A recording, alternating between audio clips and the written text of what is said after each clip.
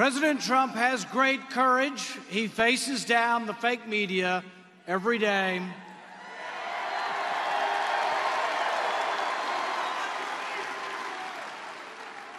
But Congress needs to step up and have equal courage to defend the president.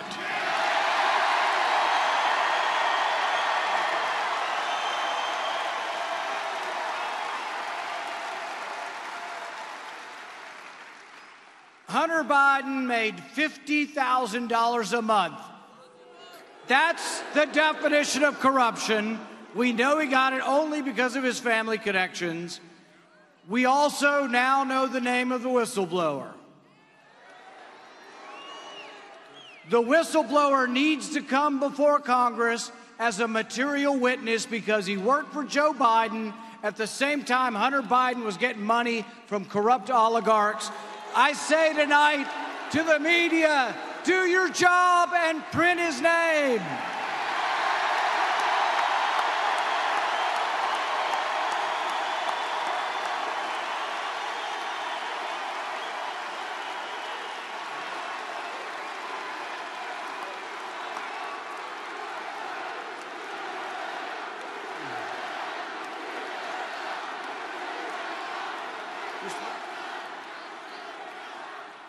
And I say this to my fellow colleagues in Congress, to every Republican in Washington, step up and subpoena Hunter Biden and subpoena the whistleblower.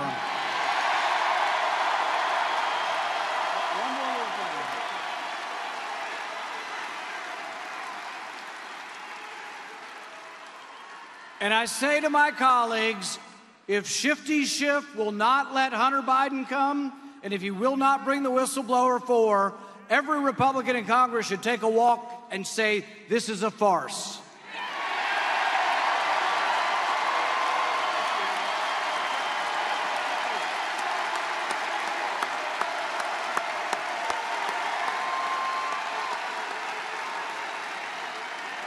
Wow, that was excellent. Whoa. Wow, thank you.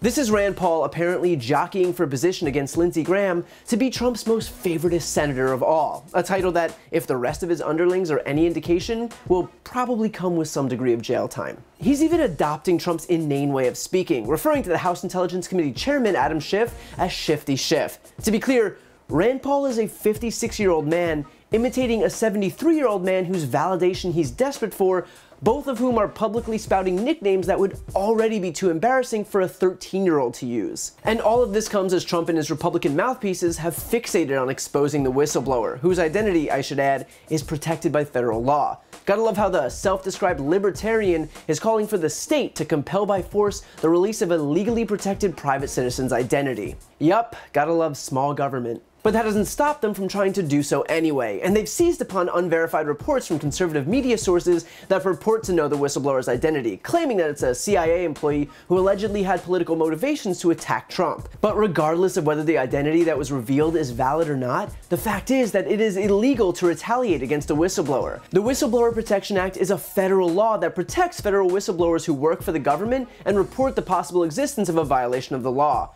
Rand Paul and Trump, whether by trying to intimidate this person or encourage others to reveal his or her name, or by any other means, are making an effort to unmask this person, which is a felony. Of course, at this point for Trump, that's like tacking a 5th life sentence onto the last 4, so what's a few more felonies, really? But notwithstanding all of that, the whistleblower's identity is utterly irrelevant because every substantive element outlined in the complaint has been confirmed. The complaint alleged that Trump withheld military aid to Ukraine, which we know to be true. The complaint alleged that Giuliani was operating as a shadow State Department to circumvent national security protocols, which we know to be true. The complaint alleged that Trump asked for the favor of investigating his top political rival, which we know to be true. Literally everything in the complaint has been corroborated. In other words, Republican claims that the whistleblower is somehow not credible is complete BS. How can you claim that the whistleblower isn't credible when everything brought forward has been proven right? Where's the basis for this? The whistleblower could be Hillary Clinton herself it would not matter, considering all of the facts put down on paper have all already checked out. And yet still the Republican attacks fly. They've said the whistleblower can't be trusted because they're partisan, which again means nothing since the complaint has already checked out. They've attacked the whistleblower for presenting secondhand information, even though from the very beginning, the whistleblower was forthright and said that they only have secondhand information. And since then, that secondhand information has been corroborated by those with firsthand information,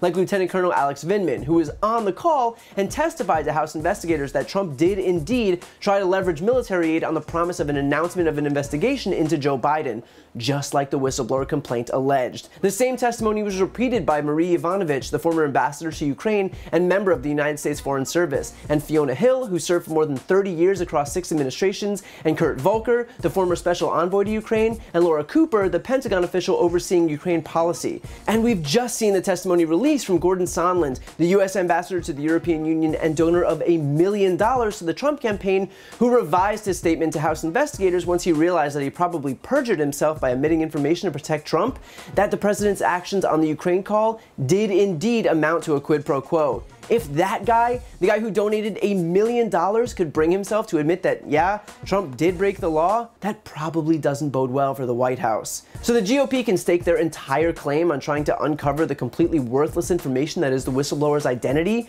but no amount of diversionary tactics are going to change the fact that Trump got caught committing a crime and the evidence is out in the open for everyone to see.